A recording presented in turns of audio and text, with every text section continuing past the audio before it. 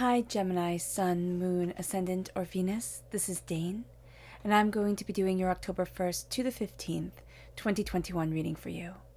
Now I ask if this reading resonates with you, don't forget to like, comment, and subscribe.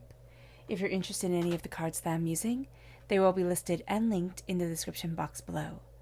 Now before we begin this reading, let us clear the energy space, raising our own energy vibration and releasing any negativity. So take a nice deep breath in, exhaling whenever it feels comfortable for you.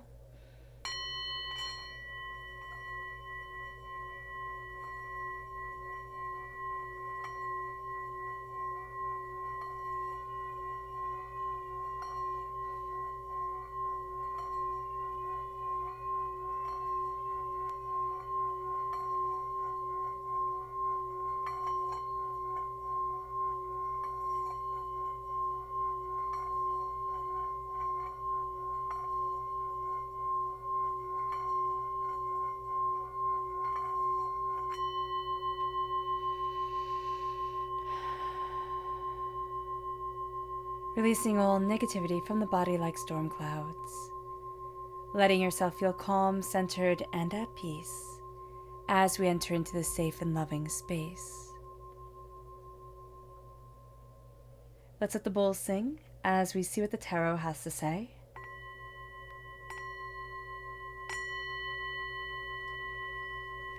And if you could hear my nephew singing earlier during the meditation, you have good ears.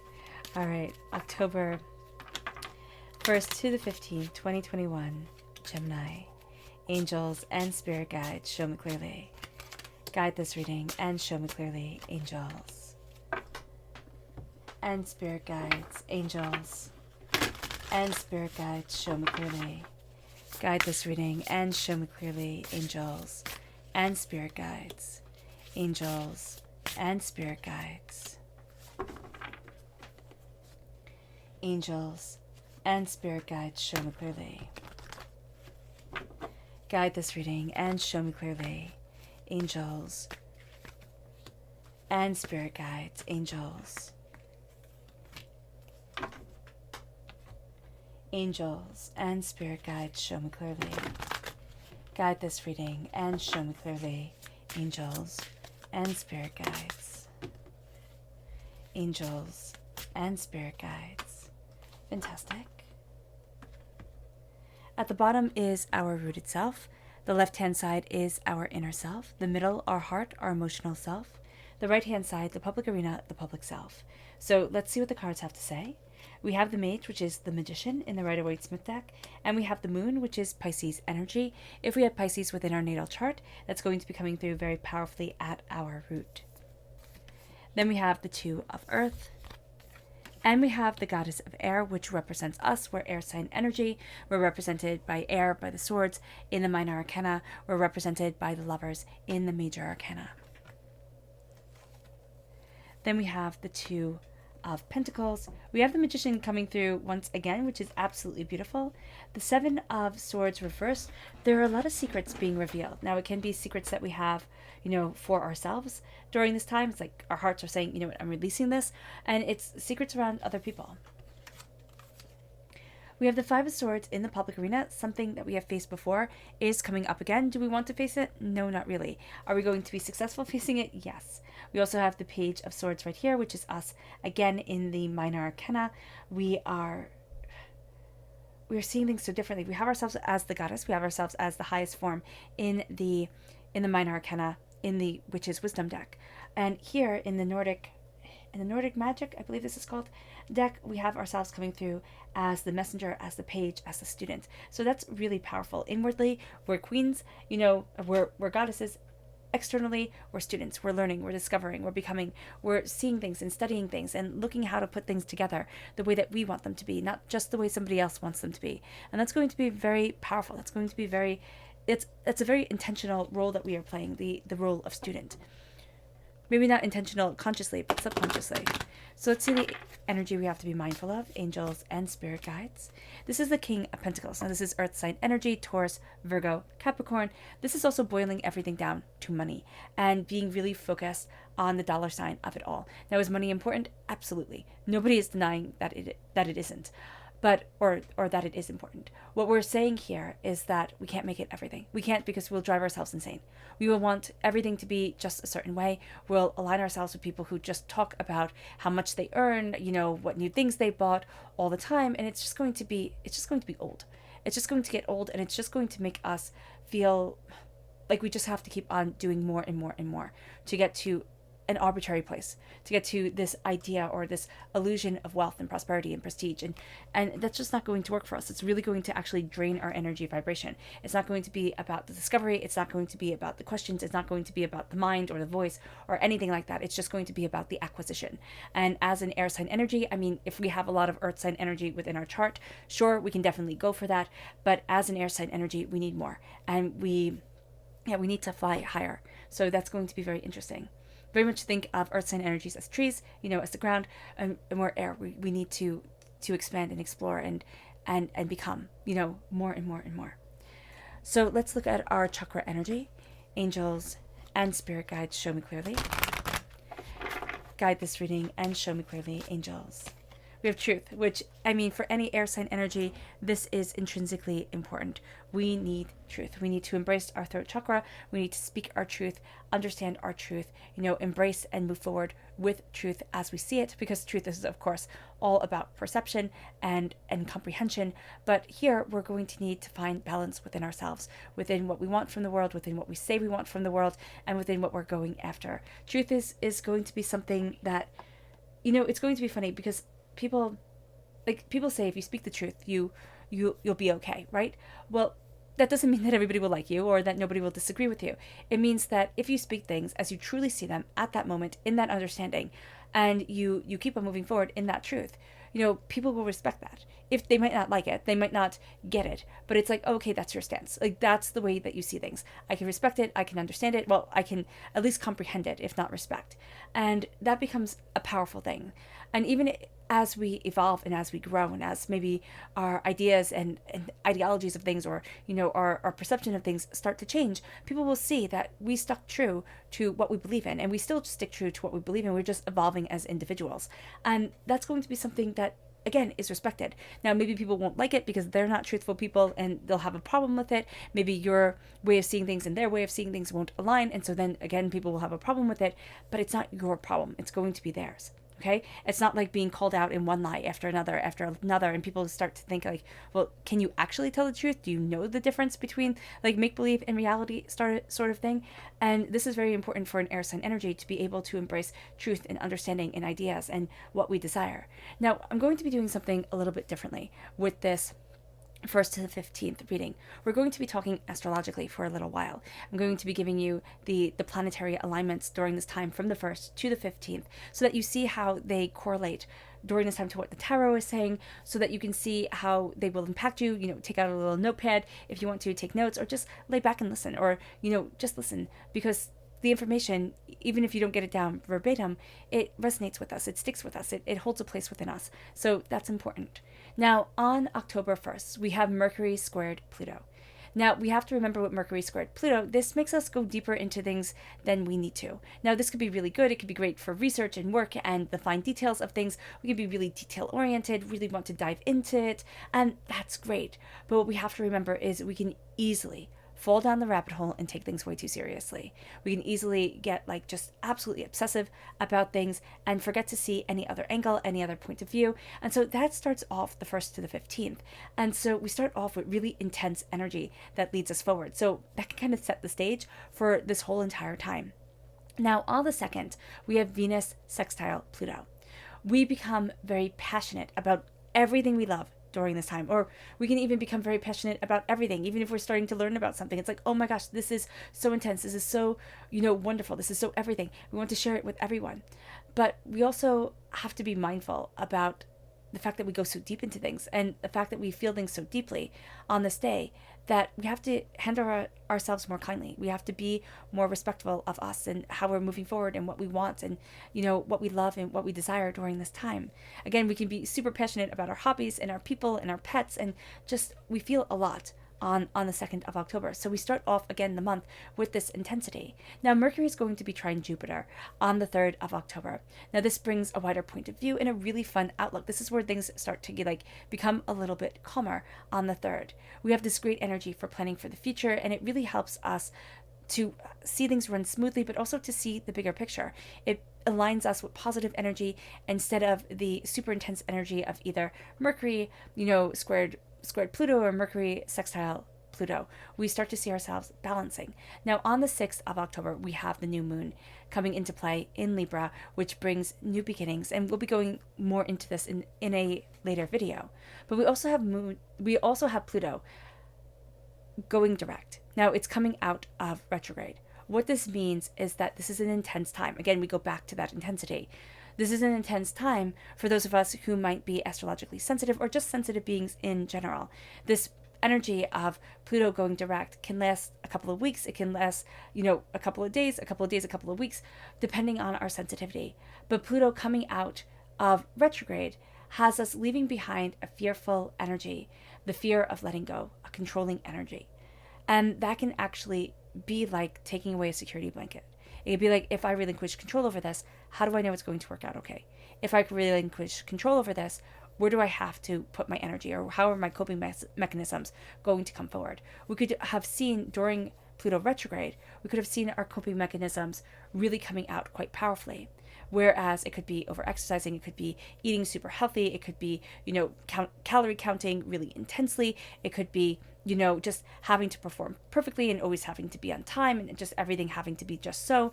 But it's all taken a little bit to the extreme, meaning that we start to seek out perfection in one area or another, which we can be celebrated for. Absolutely. It's not like we're talking here about, addictions. So those could absolutely come up, addictions with drugs and alcohol, things that we're not celebrated for if we take to excess. But if we take exercising to the extreme and are super, super fit, or are becoming super, super fit, that's what people tend to celebrate. If we take clean eating and are losing weight, or are just eating so healthy that people take notice, that's what we tend to be celebrated for.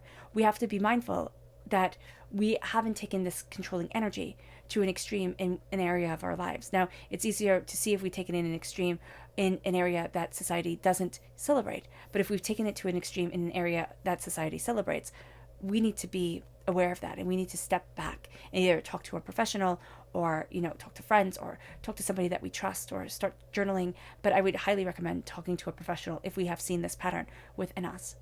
Now, with Pluto going direct, we have the strong feeling of ambition and success, and this need for empowerment, self-empowerment. And that's how we can look at this, like the taking control over things that we've gone to extremes to can be a form of self-empowerment. We'll also have a tendency to think that we can do everything by ourselves. Remember, nobody is an island, so just really be aware of that. We may need to challenge ourselves during this time, start something new, start a new adventure, just to get out of the old mindset of control and into the powerful mindset of discovery.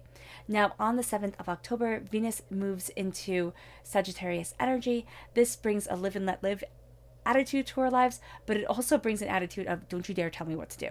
So if we can take this day off, I don't know if this is a weekday or a weekend, wherever you are, but this is going to be a time where if we can take this day off, if we can just focus on ourselves, even if we can get a few hours to ourselves, that's going to be absolutely advantageous. If going to work is like leaving the kids at daycare, and you actually get some time to yourself, then that's what you're going to want to do, right? So here it's just being able to take time for you, being able to connect with your own energy. If we can, again, just take time for self-care, for self-indulgence, a sense of, channeling our own peace, that's going to be super important. On the 8th of October, the sun is conjunct Mars. This brings us a superhero energy, but can also make us a little bit hot-tempered. So we have to be mindful. But this superhero energy can make us feel like we can do absolutely anything. That we can climb any mountain, sail any sea, just absolutely go for it. On the 9th of October, Venus meets with the sun in Scorpio. This energy opens up our third eye chakra and brings this intense insight and awareness. So if we want to do the tarot, or if we want to meditate, on something during this time, the 9th of October is the time to do it. If we want to start learning the runes, or if we want to cast the runes, or do whatever it is that we do spiritually, praying, reading, whatever religious text we follow or are inspired by, this is the time to do it. It's also known as the gate of creativity. We will start to see our creative aspect opening because our third eye has opened. Now, with Mercury conjunct Mars, well, Mercury is also going to be conjunct Mars during this time. This brings a quick wit, a quick mind, quick reflexes, but it also brings a sharp tongue. So we have to be mindful about this. But we really seem to be on point. And we also can be really direct, and we're not going to really want to sugarcoat anything. It's just not going to be our style. So just be mindful of that we're going to just hit hard with things. On the 10th of October, Saturn becomes direct. We become more focused on responsibilities and getting the job done.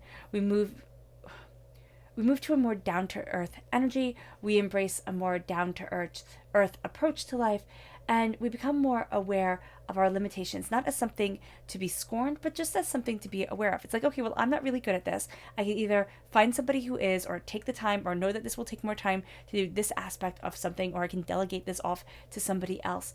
But I'm going to embrace my skills and what I excel at, and really just be aware of what I don't. So again, if I need to take more time with these things, I can. Again, it's not going to be seen as something bad. It's going to be seen as just a acceptance and an understanding of ourselves, which is really, really nice. If we need to get something done, or if we have a bigger project, this is the day where we can plan it all out, where we can see ourselves really kind of breaking things down in a very open and honest way that plays towards everybody's strengths, not just our own. So if we're needing to get something done and it's with a group of people, we can find that we can work together and say, well, I'm really good at this and you're really good at that. And, that type of thing. We can complement each other and build each other up while still being open and honest about our strengths and our weaknesses and the challenges that we face. Long-term goals with Saturn becoming direct become clear, and we take a practical approach to things. On the 13th of October, Venus is sextile Saturn. This is a time to be around family and friends and just people we really, really like. We're really embracing what we love. So even if being around family and friends, let's say that's not what we really love, we can go on a hike, we can go by the ocean, we can be with our pets, whatever it is that just makes our heart sing, that's what we're going to be doing. We may see ourselves sacrificing for others, but only for the long-term relationships, only for the good of a long-term relationship. Now we have to be mindful about this, because the good of the long-term relationship can be work. Our long-term relationship with work can be the long-term relationship with partners, family, friends, that type of thing.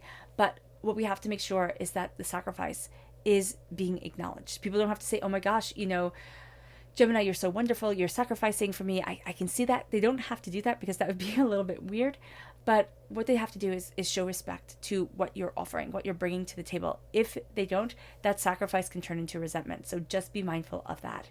We're ending on a high note on the 15th of October. The sun is going to be trine Jupiter. This makes us feel lucky and generous and happy. And we all feel kind of larger than life. There is a sense of just embracing the exuberance of being.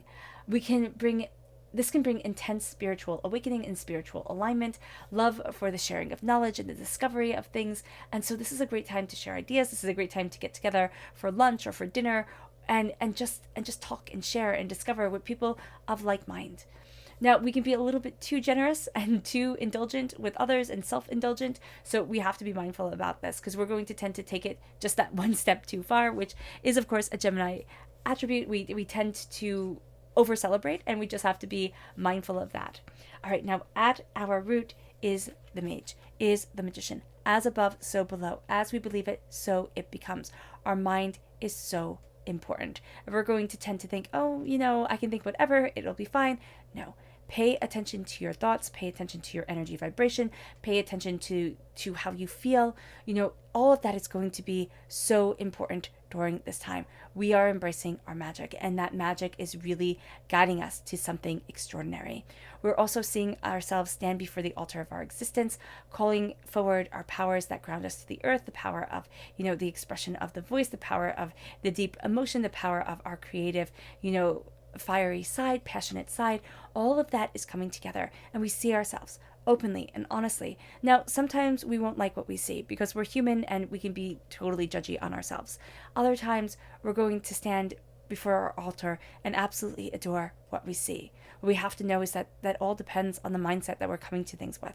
That all depends on what we're expecting to see from ourselves and what we are actually seeing from ourselves, and how we are moving forward in the complexity that is us. If we speak the truth, if we say, you know what, I'm not too happy about XYZ, and then maybe do something like saying, okay, I'm going to spend 10 minutes a day on this, like on tidying up or on, getting this just right. Only 10 minutes, set the timer for 10 minutes. Once you're done with the 10 minutes, walk away. It doesn't matter if it's done. You have 10 minutes tomorrow. And that can be a really good thing for us, Gemini, because we can tend to think I'm supposed to get everything done right now. And if I don't get everything done right now, I'm absolutely a failure. That's not going to be the case at all. So our rooted energy is to stand before the altar of our existence, claiming our success, claiming our power. It brings us to the moon. We need the quiet. We just do. So many of the answers that we're going to be discovering come in the in-between. They don't come in the words that are said, but in the silence that is left. They don't come in the actions of a person, but in the energy of that person. And that's going to take a little bit for us to understand that that's how we need to read the situation. That it's not the words that we say, but it's the energy behind how we say them. And that's going to be a really powerful thing for us. The moon aligns us with energy. The moon aligns us with secrets and things being revealed. And it aligns us also with our fears. What is holding us back, and why is it holding us back? What do we fear, taking over? What do we fear stripping away ourselves? What do we fear within our lives? And it moves us then to the two of earth. And here we have the mama bear and the baby bear. We have ourselves coming into balance with this symbiotic relationship, with this relationship of carer and love and protector, and just this sense of I need you and I know you need me. And so we find this balance within ourselves. And it can be the balance for the inner child of us who needs the adult of us to protect them, to understand them, to walk with them. There's a sense of prosperity and abundance coming to us from this earth. But this acceptance and abundance and bounty comes as we see the balance within ourselves, as carer and also cared for. And it brings us to the goddess of air. And it brings us to weaving our web, gaining a greater understanding, the intricacies of words and desires and insights, and this sense that there is more. The goddess of air has us looking at things in a different light. So with a spider, plenty of people are absolutely terrified of spiders. And that is a primordial fear, because we as human beings, as we developed, we could easily die of a spider bite, of a snake bite. So these are things that we were supposed to be afraid of. But as we evolve, as we become aware of things, as we, embrace our power and our insight and our understanding, we can start to see the beauty in what we were supposed to fear. We can start seeing the beauty in what was supposed to be terrifying. And we can do this with all aspects of things. But we can also do this with the complexity of the creativity that we're weaving within our lives, within the complexity of what we're saying and what we're meaning and why we're moving forward in a certain way and what we desire and where it is that we want to be. And it brings us then to the Two of Pentacles. So the Two of Earth comes up here twice. One is with finding the balance and really being contented with it in ourselves, but in our hearts we can still feel emotionally kind of unsure. We can still feel unsteady. We know we have this eternal balance that we're supposed to be embracing, and yet we think, can I embrace this? Can I move forward this way? Is this what I love? Is this what I desire? Is this what I need? Is this who I am? And we just have to be a little bit kinder to ourselves during this time. We have to know that, yes, there is this endless prosperity that is around us, but there also needs to be a balance to our own being, to the way we plant our feet on the ground, to our emotions. And sometimes we can't balance everything. Sometimes we're not meant to juggle. We're just meant to hold one pentacle at a time until we can juggle. And the first person that we need to get on steady ground, well, that is ourselves. And we need to be kind and nurturing to ourselves. And as we do so, we again find ourselves standing before the altar of our existence, calling forward our elemental power, calling forward the complexity and the beauty and the intricacy that is us. What do we want? What do we need? How are we cloaked in greatness and majesty? And what does that greatness and majesty mean for us? Success is not the same for everybody. If it was, we would all be vying for the same exact jobs, and we have enough people doing that already. What we have here is this beauty and this serenity. What we have here is this sense of being that says, know who you are, know what you love, know what you want, Know what you desire from your life. And let yourself move forward in that beautiful comprehension, and that beautiful understanding, in that intensity and brilliance that is you. And as we do this, we start to see ourselves. We start to say, there's more here than meets the eye. As we stand before the altar of our being, as we let ourselves be seen, because that's what the magician is about. He's not standing in the shadows. He's not the high priestess, kind of like the Oracle of Delphi that you have to go to yourself. He is standing before the people. He is standing before, the place of power and saying, this is me. And I'm claiming this for everyone. I'm claiming this for me. I'm claiming this for past life me and present life me. I'm claiming this for the me I will become and the me I am today. And we're going to see that there's power in that. There's power in that emotional understanding. There's power in this ferocity and in this truth. And it's not going to be arrogance, though we will be quick to call it as such. What it's going to be is emotional understanding. And it's going to be emotional blessing. It moves us to having secrets revealed. Why haven't we claimed this power before? What is it that we doubt? What is it that we fear? Why is it that we keep ourselves in a state of chaos? What are we holding back? What are we not ready to let in? What defies us and denies us and, aggravates us and brings us to a place of frustration within our hearts? Secrets are coming out. The secrets that we keep from ourselves, because a part of our mind thinks, I'm protecting you, it's all okay. The secrets that are kept from others, from us emotionally, we might be feeling them, and it can even be the hurts and the pains that others said. And now we're starting to say, you know what? I see me. I see what I need. I see what I desire. I see what I want. I see what I deserve within my life. And I'm not hiding behind the whispers and the shadows anymore. I'm not hiding within the lies. And then it brings us to the Five of Swords. It's almost like we're taking a stance during this time. And we're saying, you know what? I'm breaking down that barrier. I'm moving forward. And we find ourselves facing something that we have faced before. Now here it says conflict. And that's what conflict is. Conflict is any sort of disagreement, but the conflict that's coming up is something that we have faced before, something that we have found challenging, overwhelming, that we ran away from, that we didn't handle very well, that, we thought, oh my gosh, I never want to face this again in my life, and we face it. And with the Five of Swords, there's this complexity that comes forward, and it says, I'm not handling this the same way. Even if we think we're handling it the same way, there's a sense of, I'm not a victim here. I am the victor. I'm not the one who gets to be pushed around. I'm not the one who gets to be silenced. There's beauty and there's intensity and there's power to my voice. I do not get to hide. And I do not have to hide. And that's going to be really important. Just the sheer act of saying, I'm valuable, makes all the difference in the world. And it brings us to the Page of Swords. When we face this conflict, when we face everything in the waking world, right now, we are the student. We're taking it all in. We're seeing how this affects our voice, how this affects what we say and think about ourselves, how we, are moving forward, what we're moving towards, what we want, what we desire, what we need within our lives. We're learning how to use the sword. We're learning how to embrace our voice. We're learning how to, embrace our mind, to say what we think, to speak truthfully. That's going to be so important for us during this time, to embrace truth, to embrace the complexity of our truth, our understanding, our insight, and our ideas. And so here, with the Page of Swords, we become a student of what we value most. We become the student of the weapon that is our tongue and our mind and our knowledge and our understanding. And we start to take everything in. This isn't a time where we have to know everything. This is a time where we ask questions, we dig deeper, we understand, or we gain an understanding. Now it leads us to our subconscious energy to be mindful of, and that's the King of Wands. The King of Wands is fire and determination, and I am right, and I am forceful, and I can make anything happen. And yeah, that's great, and we'll find that really intoxicating, especially in a partner. But their fire feeds off of our air, and we're going to feel as if we just drain ourselves a little bit by letting themselves shine brighter and brighter and brighter. We have to be mindful of that. We have to also be mindful of our own tempers getting the best of us at times. Our subconscious chakra energy is the inner child, the heart chakra.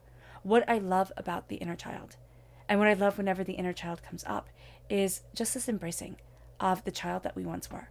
Just this visualization of holding your arms open as the adult that you are now, to the child that you once were, to the child that wasn't perfect, that everything wasn't going right, the time where everything was hard, when everything was complicated, when you felt like you were not understood, where loss was intense, where you were understanding what loss was for the first time, when your parents didn't have all the answers. when things became scary. Hold your arms open to that child and say, I love you. I am here for you. I will always listen to you. I will always connect with you. I will always understand you. I will always love you. I am always here. That's powerful. That is a powerful, powerful thing to be able to do. And to be able to believe sends it over the edge. Our subconscious rooted energy is the sun. The happiest card in the whole entire tarot deck. Success, prosperity. Do people take us by eyes when they see this? Yes, because there's an energy to us. There's a sense of power to us, not only because we have a double magician, not only because we are creating and cultivating something extremely beautiful, but because we're shining bright. The sun, people think, why can you do this and I can't? Why can you be radiant and I cannot? And the fact of the matter is, people who think that only one person can shine at a time have small minds and even smaller ambitions or understandings. More than one person can shine at once. And it is truly evolved to understand that. So let yourself shine and don't apologize for it. Our subconscious inner self. Well, this is the Six of Earth. This is balance and understanding. This is also understanding that we need to balance. There's going to be a take kind of mentality and a give type of mentality. Everything needs to be balanced. I always see this as the sleeping, kind of dragon in the corner, and the little tiny lizards, the dragons that are now out. The balance of the great and of the small, and that each have their place and their time. Our subconscious emotional self is the Six of Wands. It's time to celebrate us. It is time to celebrate what we have done right. It is time to celebrate our ambition, our desires, the way that we are moving forward, what we are going after. It is time to celebrate. Stop thinking, oh, when I am perfect, when I get everything right. No, celebrate now. Our subconscious public arena self is the Empress. This is nurture. Now, this is nurturing the creativity within us. This is nurturing what we are developing, what we desire, what we want, what we need, how we're moving ourselves forward. The Empress claims a throne she never knew she lost, but she also claims a powerful connection with the earth and with the world around her that we have forgotten is so intrinsic to us as human beings. She claims her throne. She claims humanity. She claims her connection with the world, and therefore claiming power greater than we can ever imagine. And that is what we need to do.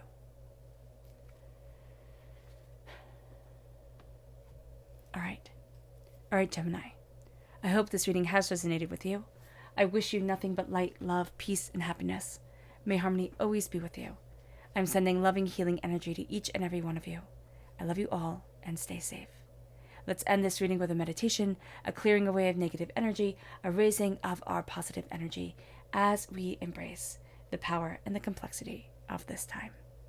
So take a nice deep breath in, exhaling whenever it feels comfortable for you.